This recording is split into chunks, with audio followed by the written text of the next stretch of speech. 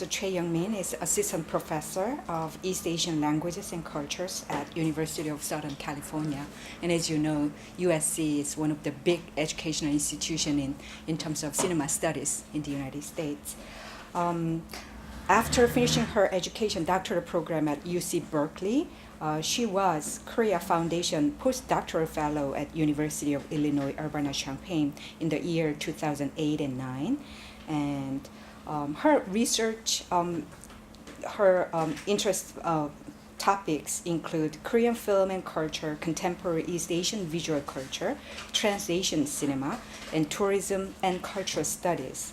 And she collaborated with Professor Kyung-hyun Kim, who was in our department, several times before.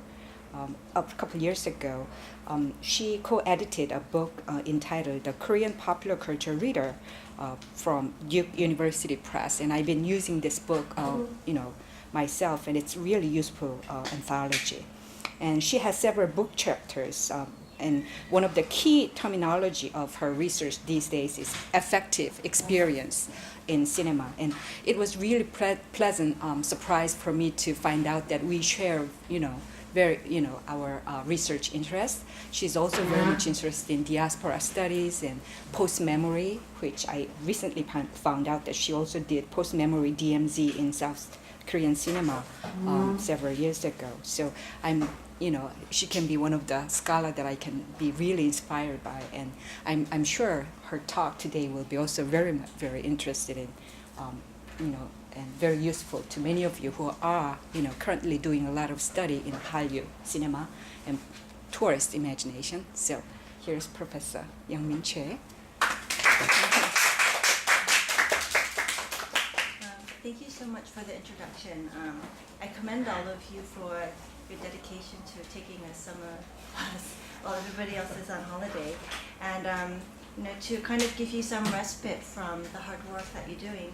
I thought I could talk a little bit about holiday films as well as the rain, because it's been raining a lot, and inspired by the rain, I thought I could talk about rain in recent Korean films and the kind of affective significance it actually has and the affective work that it does. So we'll be talking about holidays and about rain today.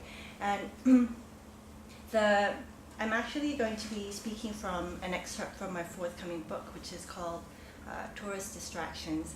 And as Professor Wu mentioned, my research is about tourism and film, but really it was about a way of trying to find a way to make Hallyu theoretically and methodologically significant beyond a marketing term and a marketing phenomenon. So as you know, Hallyu is just everywhere, and it's made a really big impact on why students come to Korean studies, why Korean popular culture has become inevitable in the US Academy, as well as in places like New Zealand, Australia, Japan, everywhere basically. But the biggest problem and the hurdle, I think, is to try and figure out how to make it significant beyond recognition of the phenomenon.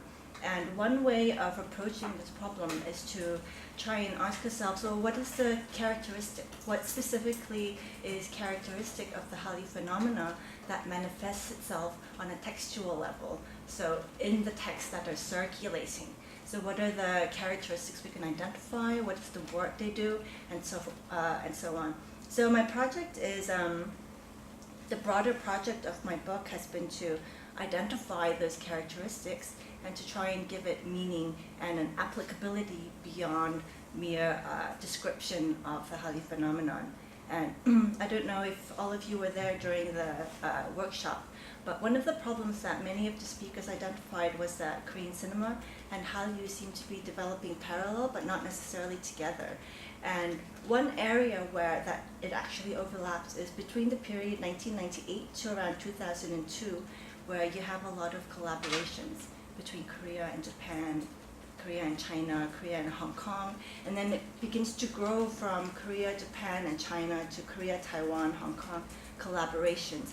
And if you go back to these earlier films, they were not blockbusters, but if you look at them, you begin to see little signs of the Hallyu that is eventually going to explode, because you know that Hallyu in academic discourse does not really get recognized until 2001. And that's when they begin to wonder, well, what is Hallyu, how did it happen, and so on. So the big question that I'm asking is not what was Hallyu and how did it happen, but the question of why didn't we notice? So if we didn't notice, that must mean we must have been distracted. We were focused on something else.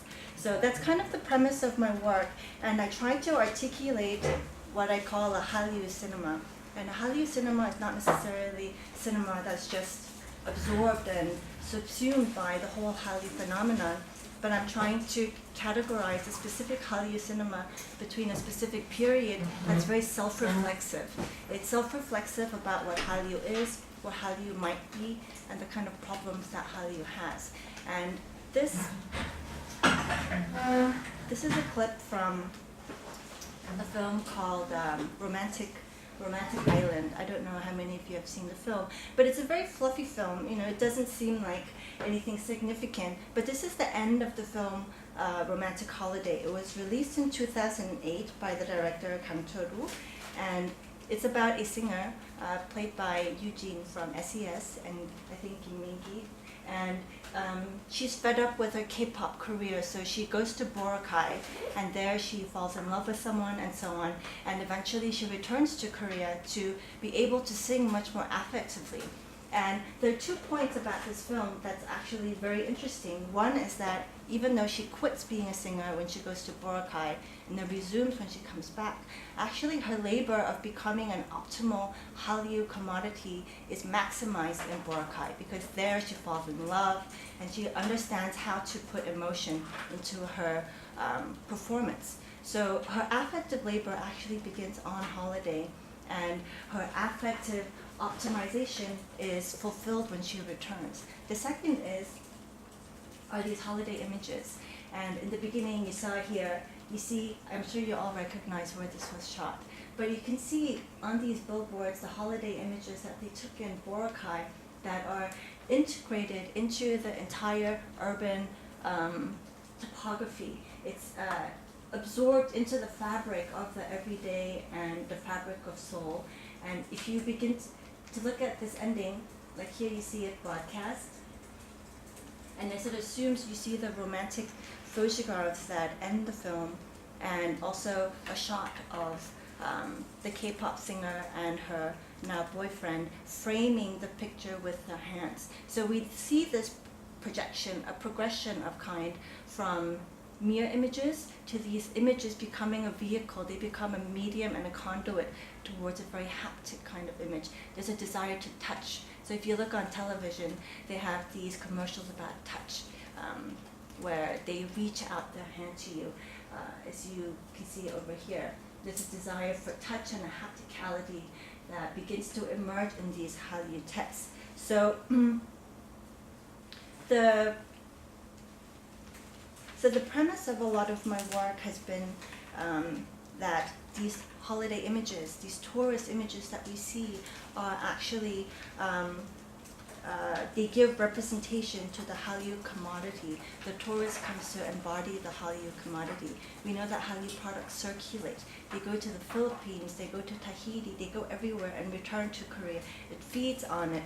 And this circulation, this power and the potential of Hallyu commodities to circulate becomes embodied by the tourist image and by the tourists themselves, as you see, which is why we see this proliferation of tourist images. Now, the talk that I'll be focusing on today is about this whole process. How do we reach this point where it becomes unquestioned and ceases to be self-reflexive about this whole Hallyu phenomenon? It just assumes it. And in the process, if you look at Korean cinema, we also see the circulation not just of these kind of images, but also of the kind of affect that it generates. So affect itself becomes a commodity that circulates within this network that is created by the Hallyu phenomenon. And as it circulates, within this context of collaborations that I mentioned earlier, what happens is, as I show in this talk, is that these affects become layered. So for example, if you have a Korean collaboration between Korea and Hong Kong, say in a Korean melodrama and a Hong Kong neo-noir, both of those have very specific kind of affects and sensibilities associated with that genre. in a collaboration, what we have is not just a collaboration of screenwriter and a director, but you actually also have a layering of sorts. You have a collaboration of the affects that come together. So the question is, how do these affects manifest themselves in layers on film? Is it in sequences? You see a lot of omnibus productions where the directors work together. That's one way of doing it. But in films like Daisy, we see this kind of affective layering in a very different way. Much more subtle, but much more effective as well. So the subtitle of my talk is Affective Palimpsest. And it's about sudden showers from Hang Sun-won's Sonagi to Kwak Jae-yong and Andrew Lau's Daisy. How many of you have seen the film Daisy? None of you. I'm sure you've all read Sonagi, but have you seen the film Sonagi as well? No. Is this a film class? I'm just kidding. I'm just joking. I tried to go back to, if you watch Kwak Jae-yong's films, he's really fascinated by the Sonagi trope. He likes rain scenes, and he does it in variations. He mixes it up in films like Classic and Windstruck, but you always have this sequence where the main actress is caught in rain and so on. So with Daisy, he collaborates with Andrew Lau, who also loves rain images, but in a very different way. He likes it in dark cobblestone streets and back alleys where the dark dripping kind of images create a much more somber tone. So what happens if you combine Kwak Jae-yong's very melodramatic and bright affective images with purity associated with Sonagi and Andrew Lau's images of rain and moistness? That's from the neo-noir. So I begin with what I call the haptic origin of the sudden rain shower trope. So Go Young-nam's film The Shower has a lot of rain in it, and he does it in a very aesthetically beautiful way where it's layered. It protects the youth from the viewers looking into their first instance of touch and so on. And if you look here, you can see the shots of rain and the dripping, the water drops, the skin touching for the first time, the water drop lingering on her mouth and on his nose, and so on. So these kind of images, water functions to give a hapticality to the visual image, which is usually associated with the eye and vision. There's an ocular centrality about the image usually, but when you focus on the rain, it ceases to be the focal point. So I don't know if I should ask if you've been to the Sonagi village. You're all too busy working. But there is a Sonagi village in Yangpyeong. And if you go there, rain falls. It's supposed to be spontaneous Sonagi falling, but it falls 3 times a day at a very specific time. And if you look, they have these millet stalks and these very tall sprinklers. And at the set time, they'll go off in the field. So everybody just scatters and goes into the millet stalks.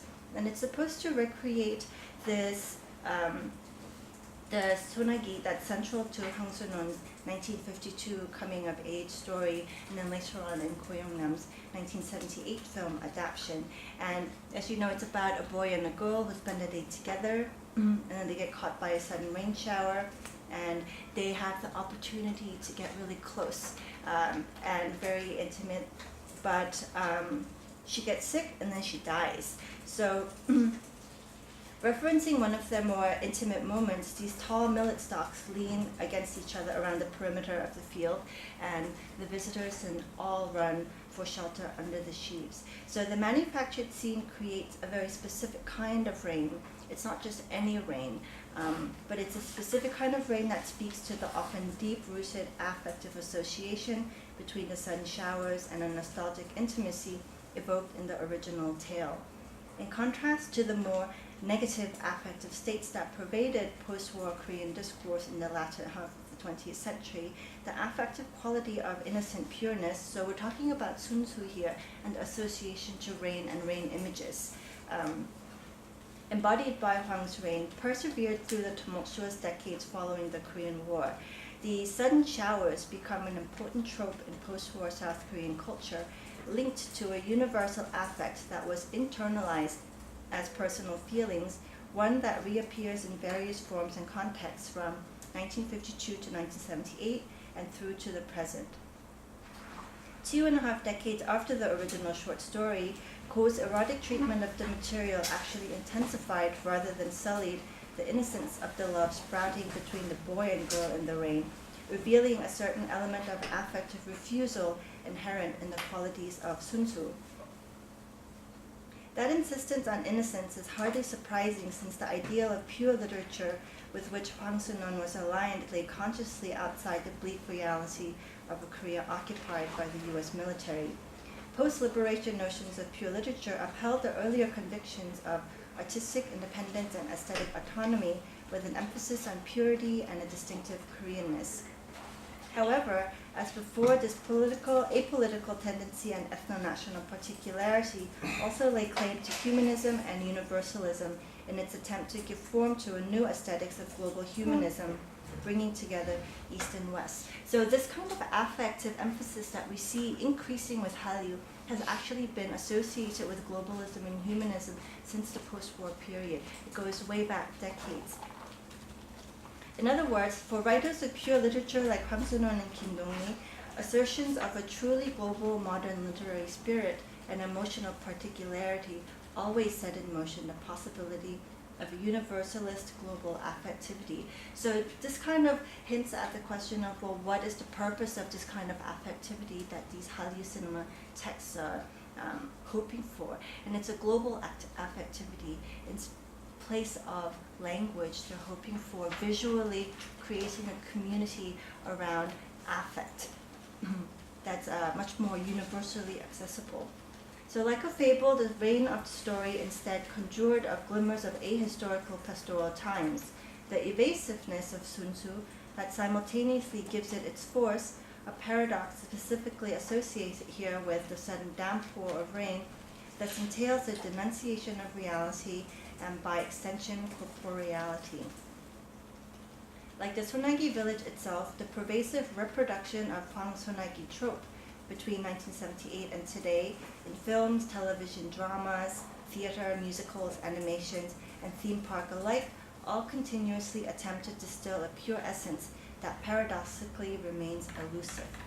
So this is My Sassy Girl. I'm sure everybody has seen My Sassy Girl. It's one of my students' favorite films. And if you look in My Sassy Girl, she's always writing screenplays. She's very fascinated. So she'll cover the entire range of screen genres.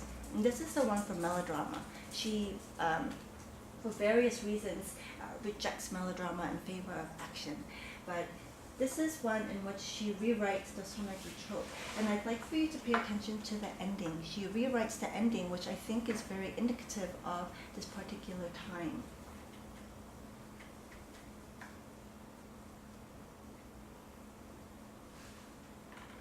So one example of this pervasive reproduction is an inconspicuous scene in Kwak Jae-young's seminal Hallyu film My Sassy Girl, which reprises the Sonagi affect in comic terms. In a set-piece retelling of Hwang Sun-won's story, the film subverts the ending of this classic tale of innocent love between two school children in a mock-morbid reenactment. The original tale sublimates the pang of sudden grief and loss that readers would presume on behalf of the half-sleeping boy into a trite conversation he overhears between his parents. Especially her wish to be buried in clothes that only he knows refers to the day together during a sudden rain shower. My Sassy Girl, in contrast, temporarily destabilizes and structurally disperses the passively emotive force of this ending. Her last wish is not to be buried in particular clothing, but with the boy himself. We see him forcefully dragged and knocked into her grave with a shovel by mourning villagers. Although lighthearted, the film's comically sadistic modification of Hwang Sonagi draws our attention not only to its identification of the Sonagi trope as inherent to distinct Korean sensibilities, but more significantly to the desire for intimate touch in the trope, which in Kwak's version forcefully demands violent reclamation of bodily rather than representational forms. So the stained clothes. So in the earlier version, the stained clothes is representational form, and then here she demands corporeality. She wants the body itself.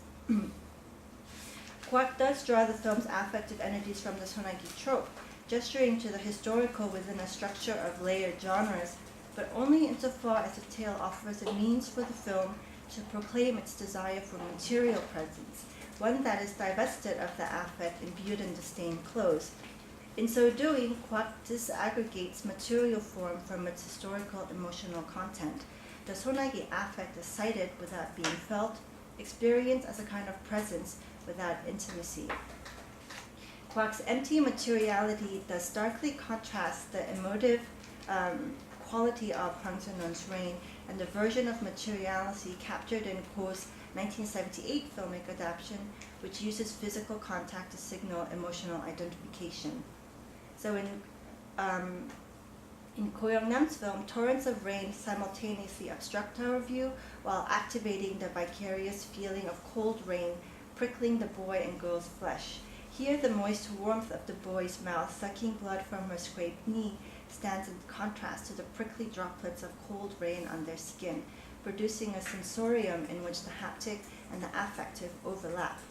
In addition, the film reclaims touch not just as rain on the skin, but also as rain on the film screen, affecting a kind of material contact between film and spectator, analogous to the elaborate sprinkler system at the Sonagi village. So what we have is not just touch between the characters, like the rain kind of like glue sticking their skin together, but the rain that's created on the screen also creates a kind of a texture and a kind of hapticality to the visual image.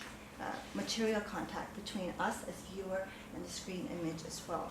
So in both of these productions, rain functions as a material conduit for the affect and the memory of an erotic intimacy, a fantasy that emanates from purity and pure desire, but is shattered by the violence of modernity. In contrast, Kwak's homage, which persistently averts intimate touch, denies this connection between physical and emotional proximity that downpouring rain has traditionally signified in Korean iconography. So you can see this also in Watercolor on a Rainy Day, which he made in 1989 and 1993, the classic in 2003, and then the film that I'll be talking about, Daisy, in 2006. So Daisy was a collaboration with Andrew Lau, who is very well known for his Infernal Affairs trilogy, which I think was also remade here as Shinsegue, also very violent. While working with Lau following the success of My Sassy Girl, Kwak Jae-young was at the height of his trans-Pacific visibility as a Hallyu filmmaker. It is then no surprise, perhaps, that the Sonagi trope in this collaborative effort leaves the familiar confines of national cultural production and becomes even further removed from Hwang Sun-won. So you see the Sonagi trope traveling from Hwang Sun-won to Ko Young-nam and then to Kwak Jae-young, and through Kwak Jae-young to people like Andrew Lau, along with within the network of Hallyu. And it becomes part of what David Howes called the discourse of intercultural intersensoriality. If Kwak's My Sassy Girl represents a disarticulation of the trope from its historical context, then its participation in this collaborative venture opens further questions about what happens when affect travels. So what happens to the affects associated with Sonagi when it travels beyond the national borders? So Daisy is directed by Lau, written by Kwak, and set in Europe. It's set in Amsterdam, which is a local native to neither. And Daisy displaces and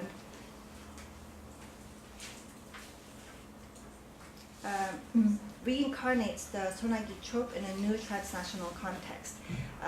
If Kwak's My Sassy Girl used the trope to reclaim a sense of intimate haptic corporeality at the expense of an emotionalized historical nationalism, then Andrew Lau's Daisy takes this decontextualization even further by divesting the story's reign and stain of its original associations in order to foreground instead an inquiry into the tactile nature of the affective image itself. So when you watch Daisy, you can't expect it to be a remake of the Sonagi tale. It's actually very loosely based on the affects associated with Sonagi and a few distinct characteristics, the icons recognizable or traceable to the Sonagi trope.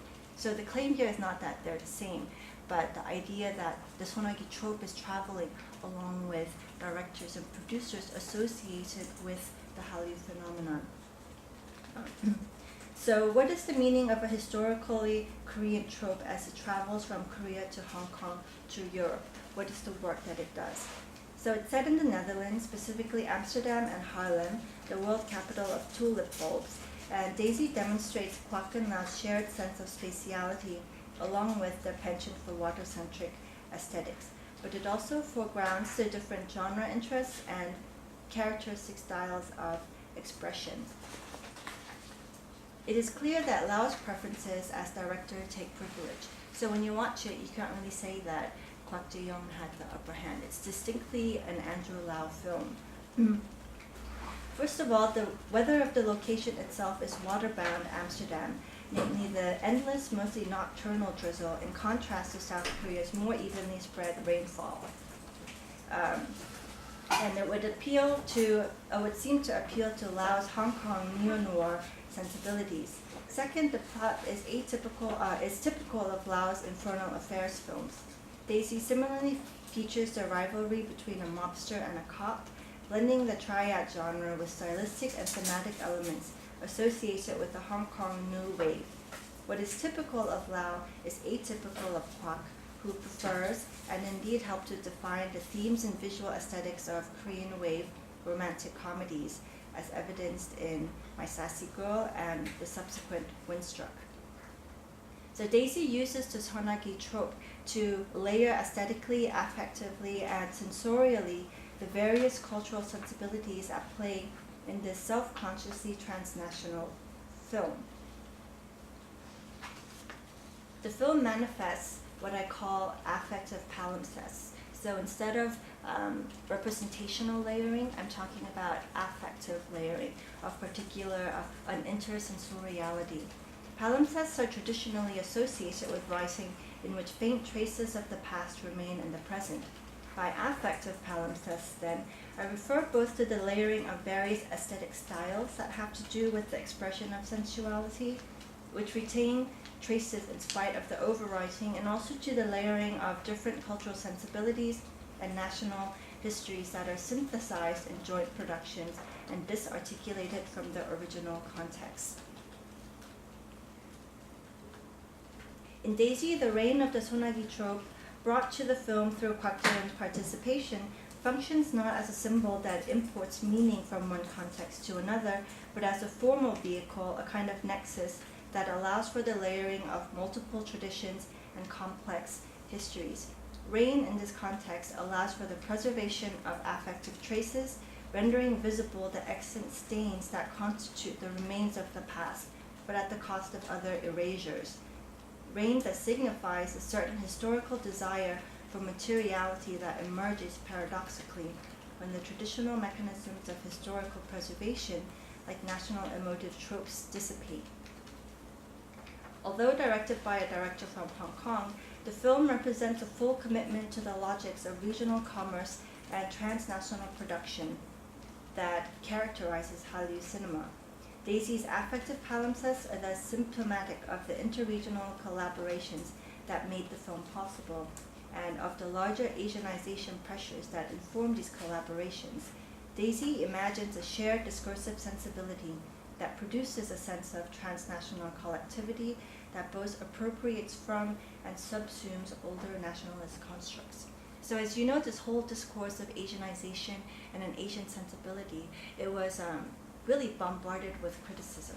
The idea that there might be a common shared Asian sentiment that somehow makes Asian or Hallyu products appeal to everybody was met with a lot of objection, and it's not been a very productive approach to why Hallyu texts might appeal to the region. So the more productive question is to ask how these sensibilities are produced and the various ways in which they manifest themselves. And my hope is that the affective palimpsests somehow offer a way to read this kind of layering into these kind of texts. So as you can see, this is a clip from the film Sonagi. It revolves around the nature of chaste heterosexual love in its first encounter, ways to gain respite from social obstacles that forbid it, and its affective potential to invoke solace when recalled later from a different, usually more difficult place and time.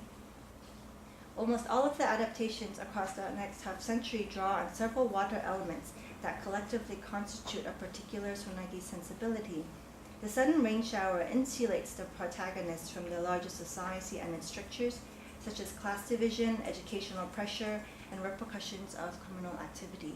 So if you go to the Sonagi village, they have a reconstructed old schoolhouse where you could go in and see an animated version of the Sonagi trope. And it's about a businessman who goes back to the rural village where he grew up, and he sees the ghost of a girl, and it's very complex. But the idea is that when you are unhappy in adulthood, you can go back to this very Sun Tzu pure moment that's incited and evoked by the downpour of rain. The downpour causes a flowing body of water, initially harmless, to suddenly surge, engulfing and unfolding the body. Protagonists seeking relief from the shower are brought into physical proximity. Last but not least, there is usually a stain marking the passing of that day that is linked to a sense of certain death. A parable about romanticism and nostalgia, the prohibition of sexual union and expression gets sublimated into pure reserve and reticence. The abundant water symbolism in the original coming-of-age tale evokes an association between rain and eroticism as a form of primitive passion, which lingers in the subsequent text. In 1978, and perhaps even now, explicitly sexualizing the two children in the filmic rendering would have sullied the original tale and Hong Sun-on himself, who has so long been associated with innocence, restraint, and love of nation. So the director uses nature shots instead, in particular close-ups, as you can see here, of nature, to deflect but still hint at a budding sexuality and intimacy. Hidden from sight and unbeknownst to others, the rain shower experience remains unseen. Thus, the Sonagi creates an intimate space in which the characters can explore the surfaces of one another. The haptic emphasis of both the story and the film brings to the fore the vulnerability of adolescence, which is inseparable from the pubescent fascination with the human body and its surface. So these are more pictures from the Sonagi village, and what I'm trying to show through the Sonagi village is the elements of the trope that they've extracted. A group of professors, actually, I think from Gyeonggi University, were called on board of the organizing committee to try and identify which elements would help elicit the emotions and the kind of sensibilities of the Sonagi trope. And as you can see here, one element is the millet stalks, the one that they duck under. So all the architecture of the Sonagi village is like that, from the fountains to the museum and so on. And you can see the millet stalks around there, and also they also have, and this is to show the intertextuality that's already inherent in the Sonagi trope, is you have these stills, cut out wooden boards from Ko Young-nam's 1978 version, where you can stick your face in. And you see a lot of these wooden face cutouts associated with the Hallyu phenomenon. You can pretend to be rain in a performance by sticking your face behind it, and also in films like this. And it has to do with the movability of this affect as well as the prominence of the face, which I'm going to be talking about in a little bit. So, conveying the fabled nature of the narrative and its nostalgia for childhood, crucial to the tale's widespread appeal, required a way of actively triggering a visitor's affective response.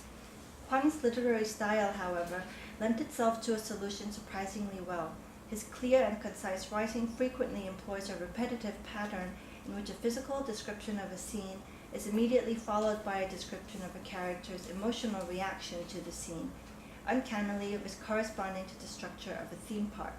Furthermore, Sonagi is an initiation story structured around allegorical travel that maps easily onto spatial coordinates, making it ideal for a theme park format. The boy and girl cross a field to the base of a mountain, but they're still pure at that point, then go up the mountain where they eventually get caught in the rain. The area up to the base of the mountain is childhood, and the space of the mountain itself and the purple rain that falls there figures the hardship of adulthood. So the Sonagi village provides literal forms of these metaphors, physical spaces to contain these experiences. The design for Sonagi village embodies the afterlife of Hwang's reign, transposed into a different medium. So we're moving from literature to actual thematic part structures, and then in its transnational circularity, how it manifests itself and intertextually and also across various mediums, but still accomplishing the affect prompted by the sonagi trope.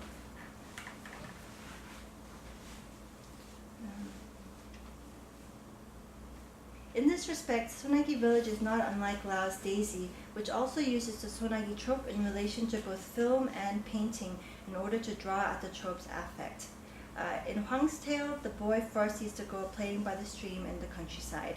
In Daisy, a hitman goes into hiding in rural Netherlands after an assignment.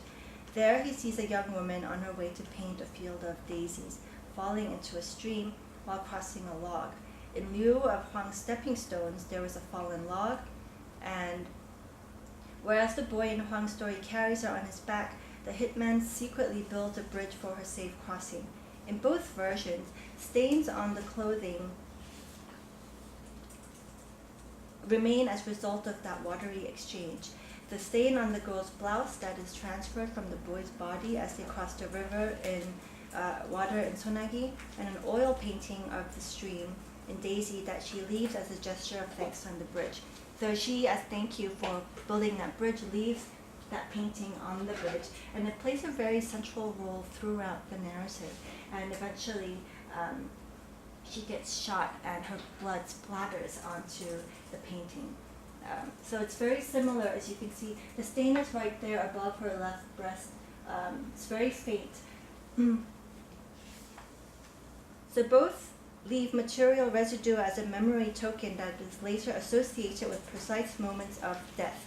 The girl in Sonagi asks to be buried in the stained clothes, while Haeyoung in Daisy gets shot while holding the canvas, her blood splattering onto the depicted landscape.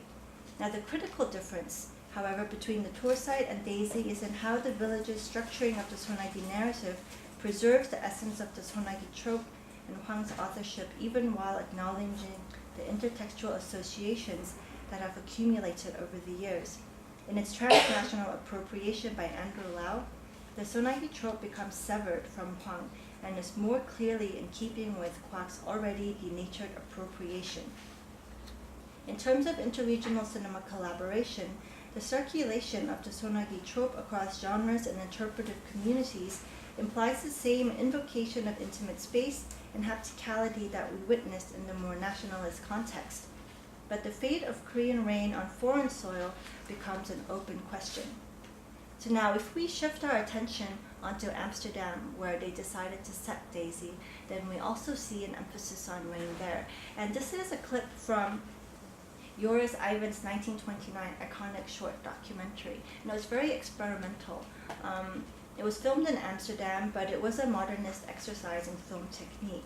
And he wanted to shoot this looming rain as it turned into a downpour, and then as the sun breaks into the clouds. It's about 12 minutes, and I won't be able to show you the whole thing. But if we compare this instance of rain and the experiment to Ko Young-nam's rain, where we see this thick layer of rain falling in order to give intimate space to the young children, and then in Daisy, where we see instances of the rain associated with the Sonagi trope interspersed throughout the narrative, then we can see this shift. It becomes much more clear what kind of shift that Hallyu cinema is able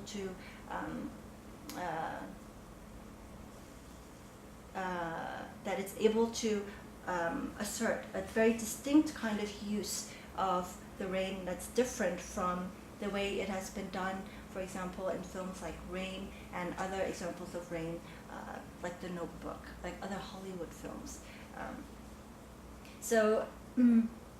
The film Rain here registers the changes in mood that occur as a looming rain becomes a downpour.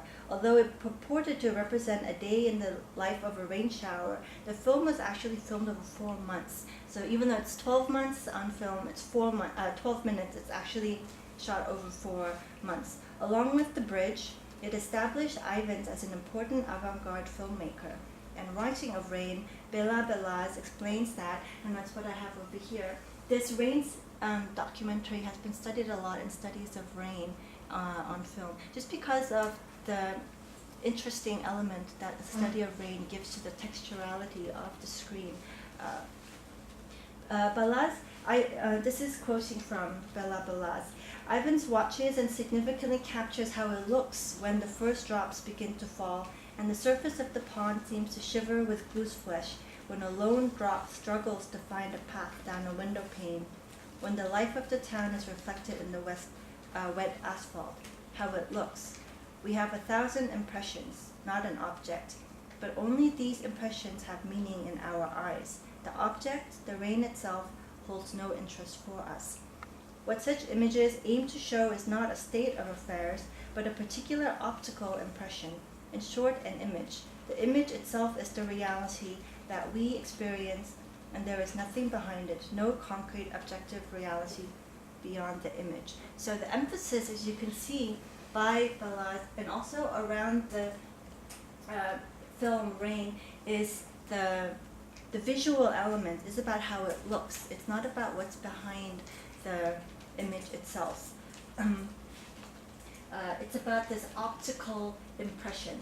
And in films like Daisy, where you have, and also the Sonagi, where you have similar images of rain, it's actually not about the rain itself. It's about what is behind the rain, the affect that's associated with the rain. And that's where films like Daisy and Hallyu cinema's preoccupation with rain separates itself distinctly from these kind of Western associations or images of rain.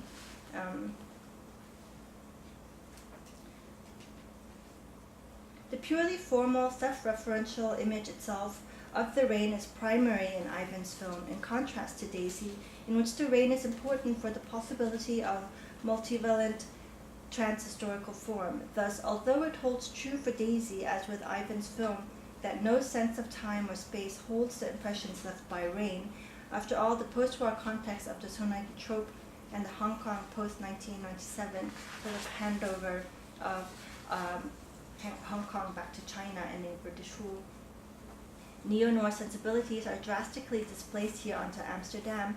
There is a recombinant temporal and spatial specificity attributed to the rain in Daisy that is necessary for its affective force. This is also different from the particularity and deliberateness of rain that Laura Marcus has described, in contrast to Balaz's analysis of rain.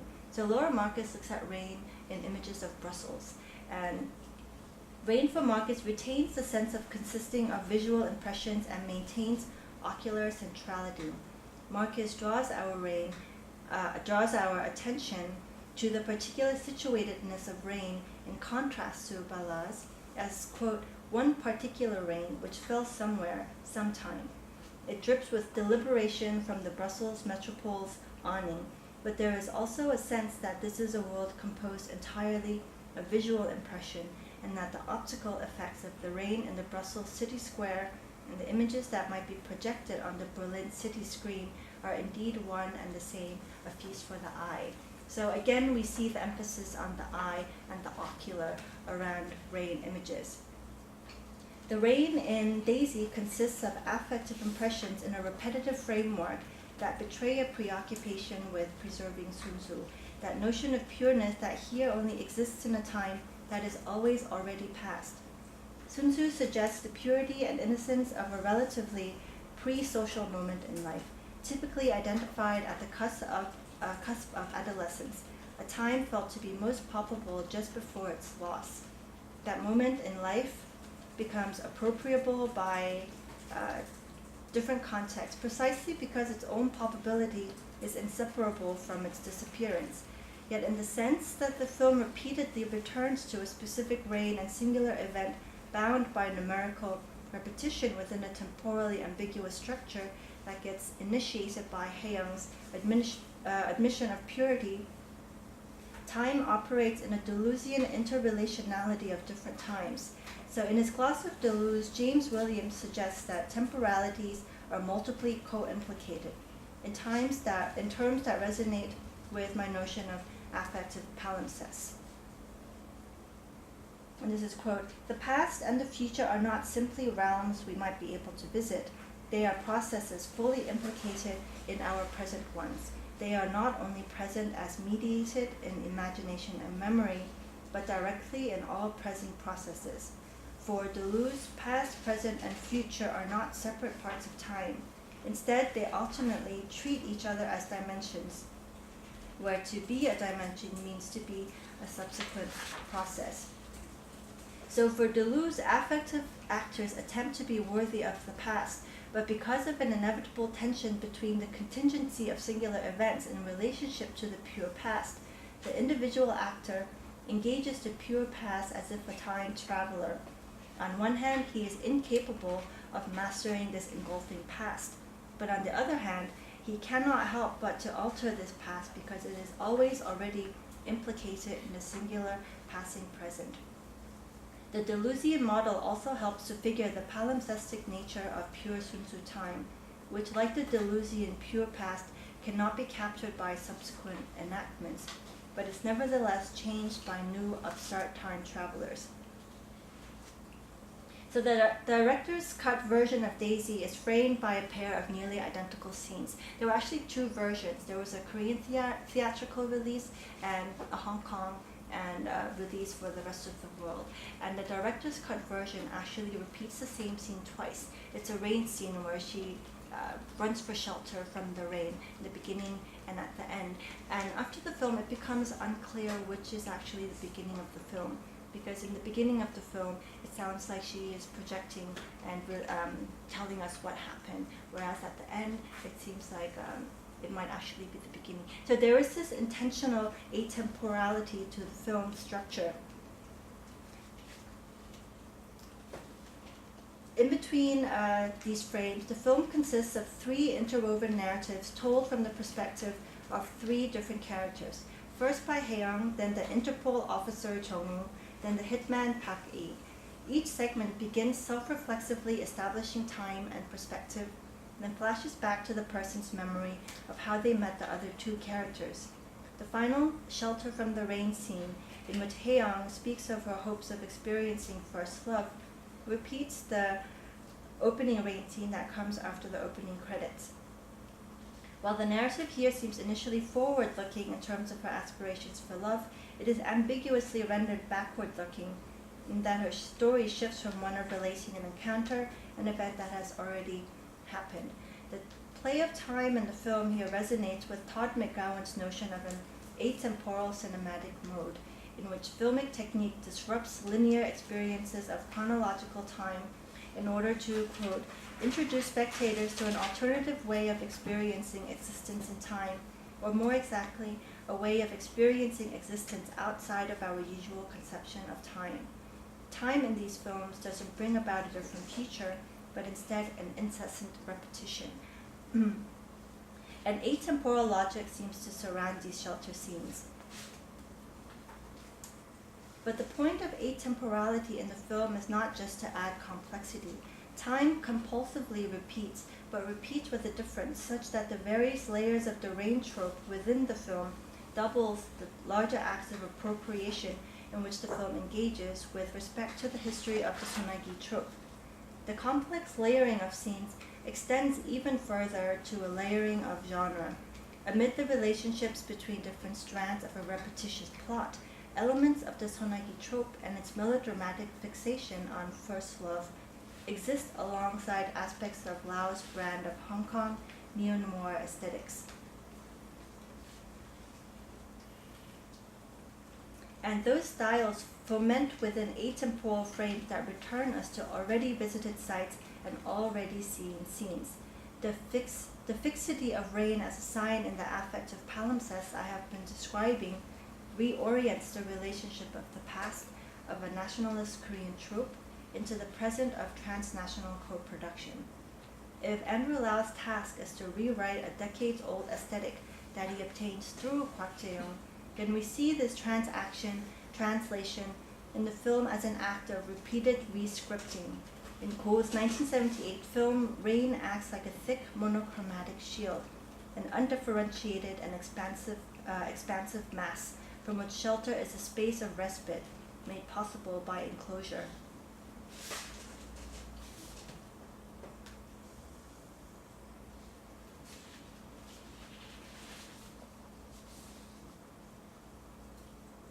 Rain and Daisy, in contrast, both exposes and erases layers, giving fixity to that which gets dislodged and disoriented by rain. Instead of seeking shelter, the film embraces it as a mode of materializing new intensities unburdened by historical baggage. So this is the ending of Daisy, the one that gets repeated in the beginning.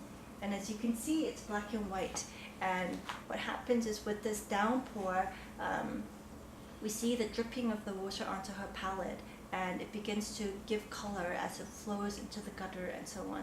So we see a difference from Go Young-nam's version, where we see the thickening of rain. The downpour increases, increasing the thickness and the texture of the rain on the screen, whereas in Daisy, rather than preserving the intimacy provided by rain, we have the opposite, where we have the dripping of rain peeling away the layers that is represented by rain towards the end. We see especially the color of flesh appear on screen, and we talked about the significance of corporeality in the film. We see the flesh come alive and also the color of natures. And I'll be talking about landscape in a little bit and its relation to the significance of portraits and faces. But all of that comes together at the end with the downpour of the rain washing away the layers of paint that has been creating the affective layers.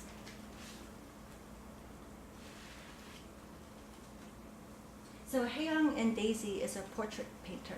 She works at the square, and for a certain amount of money she will paint your face. And that's how she gets to know the Interpol police officer, Chung-woo, as well as this, he's a hitman, Park-lee, both of whom love Hae-young. In Hwang So-nagi, water becomes the surface in which faces appear. This ephemeral fluid becomes the natural surface of portraiture. I don't know if you remember the tale of So-nagi, but in there, the boy, he grew up in the countryside, so he's very dark. Yeah, he doesn't feel very, he's not as polished as the girl. But he's unaware of it until the girl comes to town. She's very white, she's very pale, a city girl, and one day he sees her looking in the water. And when she's not there, he does it as well, and he realizes in the mirror how darker and how unattractive, how ugly he is compared to her. And the water that he holds in his hand, and there again you see the tactility associated with water there and portraiture. The water and the reflection of his face in the water makes him very aware of him and his sense of subjectivity and identity and so on and so forth. And that kind of association with water and portrait and the image is something that's actually very loosely contained in Daisy as well. It draws an association between water and mirrored reflection that speaks to the affective and haptic potential of portraiture. The boy in the story expresses a desire to touch the reflection in the water and to extract something tangible from the water, a white pebble as white as the nape of her neck. In a reversal of the narcissist myth, the boy's own reflection in the same spot, however, returns something that he hates, filling him with self-loathing, and the same act of reaching into the reflection is one that affects erasure rather than the retrieval of something concrete from a fluid form. The self-hatred he directs toward the reflection takes on the form of anger and then humiliation and shame as he becomes aware that the girl whose actions he has been reenacting is watching. So he doesn't know, but she has been watching him the whole time. The self-loathing is doubled by the character Park-lee in Daisy, who plants daisies, which he associates with Hae-young, as compensation for his life as a hitman. If I pretend I'm her, I feel like my soul is pure, at least a little bit. As in Hwang, this desire to be like someone else is born of the recognition of one's own indelible impurity, which is impossible to redress, whether by planting flowers or imitating a pure being at the water's edge. The particular preoccupation with the representation of the face in Hwang's story becomes a preoccupation with painted portraits in Daisy. Because of a series of coincidences and misunderstandings, Hae-young comes to believe that Chung-woo and not Park-lee is her secret admirer with whom she has become intrigued. Based on this misunderstanding, she paints a series of portraits of Chung-woo's face, which refer ironically to Park-lee's affections. So while a good deal of affect is invested in these portraits, they depict the wrong love object. So it's a love triangle. And I realize you haven't seen the film. It's a love triangle, but somebody keeps delivering flowers, daisies, to Hae-young, and she thinks it's Jung-woo because he's on an assignment to check out the square, and just as a cover, he happens to buy a pot of daisies, so she thinks it's him, but it's actually the hitman who has been sending her these flowers. So what happens is, she draws these portraits when the Interpol officer sits down, and she's very much in love with him because she thinks he is the person sending her the daisies. So these portraits are, they're affective portrayals of her feelings for him, but it's actually misplaced because it's the wrong person. She thinks she loves the person she's drawing, but it's actually not. Facial layering occurs in Daisy through the confluence of portraits in various media contained within a single frame. For example, a montage of portraits that function to question the relationship between image, object, and how and where emotion gets articulated.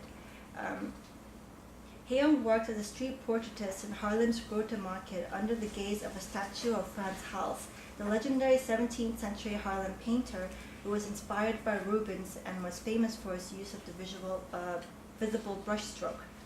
The disconnect and dissolution of the relationship between image, object, and emotion is established early on with the portrait sessions in the market square, where Jung-woo sits down for a sketch.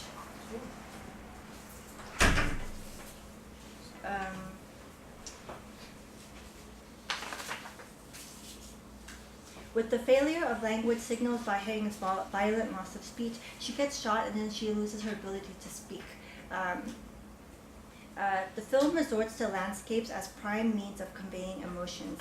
In the process, faces themselves are rendered kind of landscapes, reminiscent of the way in which Deleuze and Guattari describe the face in relation to topographies of signification, a face which carries out the prior gridding that makes it possible for the signifying elements to become discernible and for the subject choices to be implemented. I'm running out of time, so I'm just going to talk about faces as landscapes very briefly before ending my talk. But I want to end on affective palimpsest, where we see the faces become established through this trope as a landscape itself. And faces become something in the sense described by Deleuze and Guattari. A language is always embedded in the faces that announce the statements and ballast them in relation to signifiers in progress and subjects concerned. Choices are guided by faces, elements are organized around faces, a common grammar is never separable from a facial education. Now if you look on the right side, I also have a quote from Richard Rushton. And in his discussion of the face, and especially his essay, What Can a Face Do?, he suggests that Deleuze and Guattari reserve the harshest criticism of the face for that which reduces the face purely to its nominal register, and that a broader view opens onto the virtual potentialities of world-making. Quote, "It is the face that opens up the world as an experience of possibility. It is the very conception as of which worlds are born. The elements of the world are organized around faces. The face carries out a pre-organization of the world upon which experiences are made possible." In this context, the task of portraiture in Daisy is to demonstrate how faces access these kinds of topographies, which the film specifically figures in the ideal of landscapes, thus implicitly expanding the trope in Hwang's story in which the face becomes legible within the land into a broader conceptual formulation in which faciality comes into contact with landscape topography in a manner that registers with Deleuze and Guattari. So here I have that image of the landscape painting that she drew for Park again, where we see the blood, the corporeality of her manifested on landscape. And the reason why this landscape becomes significant and how it becomes interchangeable with portraits and the significance of portraits is because we see shots like this begin to emerge in Daisy. And if you look very carefully, this is the moment where she realizes that she's been directing her affections at the wrong person, that it's actually the hitman.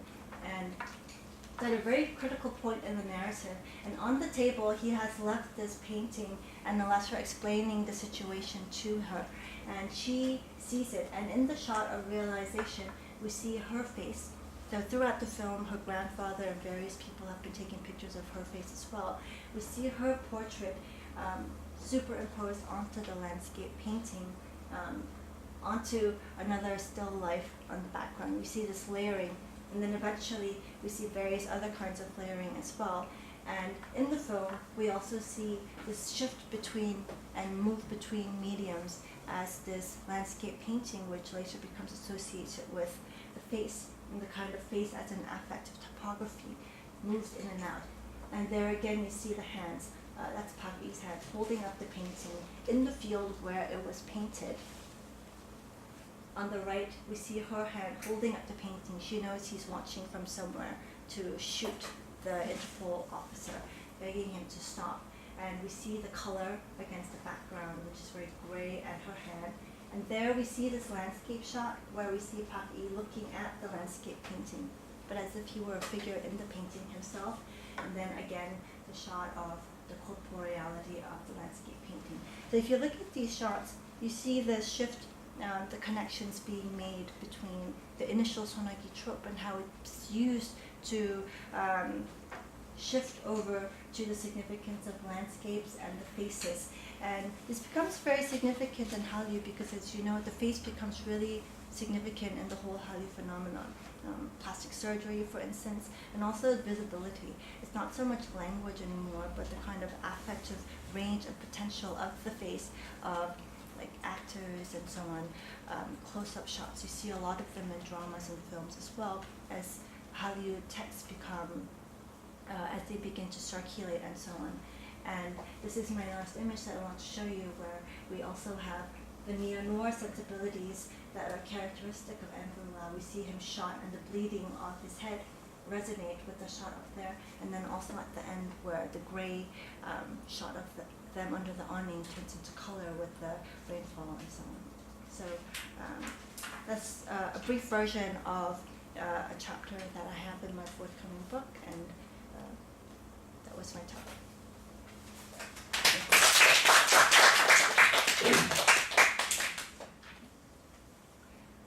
It's about time to move on to Professor Kang's lecture, but can we take about 5 minutes to talk or ask And questions? break. And break? Okay. You need a deflation. Yeah. Right. Okay, any questions or comments? I take her to the episode of today. Well, thanks for the paper. It's absolutely brilliant. I thoroughly enjoyed it. I'm very much about, especially the last scene of the day. It reminds me of the Jon Snow's. Oh, it's a spoiler, right? It's a Game of Thrones again. There's very similarities to Jon Snow's death. And oops, sorry. Well, I'm really concerned with your analysis of hapticality of visual image with a particular reference to corporeality and affective communication or the palimpsest. But as you mentioned, there's a Laura Marx's tactile eye issue in film studies. I just wonder if you can tell us a little bit more about the relationship between hapticality and tactile feature of screen. You mentioned once tactility of water as a mirror effect. So I followed that you seem concerned there's a tactility to a slightly different level of image or screen or materiality of screen. So can you tell us a little more about that? Yeah, I think tactility is less specific perhaps than the use of hapticality. When we talk about tactility, we're talking about the touchability of a filmic image and also in art. And with the rain, the kind of density it creates, we think about how can the film image cease to be something that's ocular, but something that can be tangible. And with hapticality, I think the association has predominantly been with a kind of intercultural cinema, its ability to articulate something that's not possible through language. So, for example, intercultural cinema, because it's not able to be articulated from the culture in which one is situated and the culture from which one is originated, then a certain kind of haptic image is able to articulate effectively that which cannot be articulated through language. So I think when I talk about tactility, I'm just talking specifically about the texture of the image.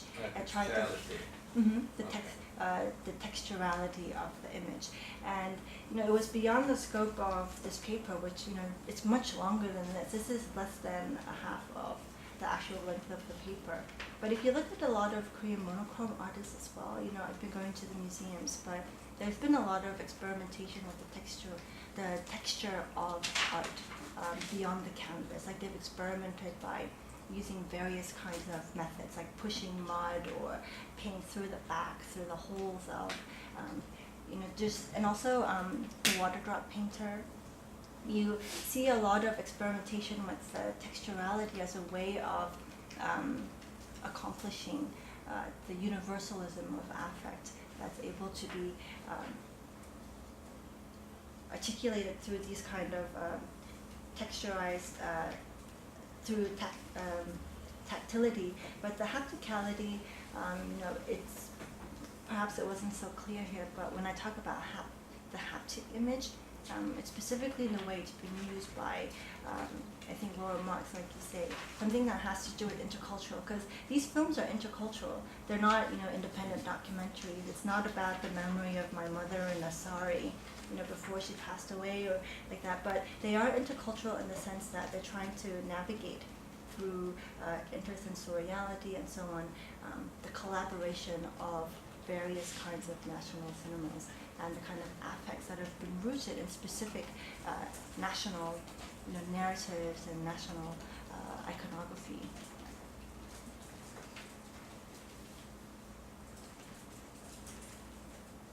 Oh, it's not a question, but rather a comment.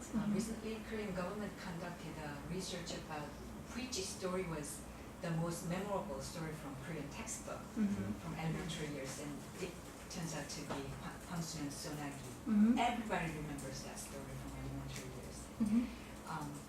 And you asked why we haven't seen that movie. Actually, when the movie was released in Korea, a lot of people hated it.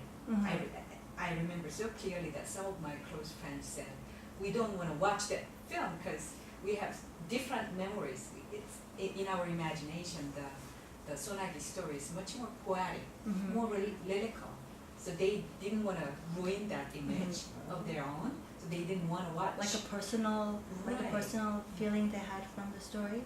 And they thought that the film depiction of that Sonagi image is little less, less poetic. So I just want to. Yeah, and that speaks to why the Sonagi trope is so, why it has persevered for so long with Koreans. And it's not just Koreans. If you go onto YouTube and look up Sonagi, I think one of the most popular reenactments of it in a film is in Kwak Jae-young's classic. And it's actually filmed here. They begin in, I don't know which building, and then they make it all the way down to the library with him helping her in the rain. But you see tourists come here to react it, and they upload it onto YouTube.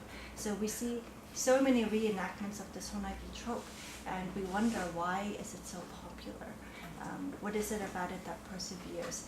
And that makes you think that it's not necessarily about the rain, but the kind of personal feelings and memories, the kind of affects that it's associated with.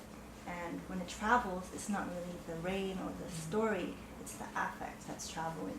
Right, but also if you think about the social-political difference, social-cultural difference between the two characters in Sonagi's story, the boy and the girl are from different class. Right. They have very different cultural backgrounds, and this rain kind of functions as an element, natural elements that kind of diffuse their class difference or cultural background. And we see a lot of water image as an element that kind of diffuses that difference. For instance, Romeo and Juliet, that famous water tank scene between DiCaprio and So I think in that sense, Sonagi is very subversive narrative to Korean people, and you see a lot of Cinderella stories in popular Korean wave television drama, and Korean people seem to love that kind of class border transgressing, Mhm. narrative. So- Right. There's an inherent refusal in the Right. sonagi trope of certain social factors Right. that restrain subjects, right? Mm-hmm. Well, it's more like a Cinderella story where for boys, sonagi is a romance. So the brain can't wipe out the boundaries between the boy and girls. There's three perspectives in your paper here about the sonagi. It's about the Hwang Sun-won's author's perspective and Kwak Cheong's director's perspective and the tourist perspective. This kind of a sonagi absolutely relies on the Hwang Sun-won's very romantic Mm-hmm. boys' desire, not only the class differences, but also the urban and rural and class binaries. But how is it represented in Kwak Cheong's direct perspective and put it in terms of the first mass industry? What perspective would be actually emphasized in these sonagi village? In the village? Yeah. Well, if I'm very honest with you, I am fascinated by the sonagi trope, but I don't find it romantic. Like, if it Because rains, you're dull. if it rains, you get drenched, your clothes stick, and then you get cold when you go inside air conditioning, and it's very unpleasant. And maybe in the classic, a very handsome guy comes and like holds a jacket over your head and saves an umbrella for you, but in reality, it doesn't really happen, right? Maybe for some of you, I don't know. So, the different perspective has less to do with the romanticization of the sonagi trope. We acknowledge, I acknowledge in the paper that it's persevered, which is very fascinating.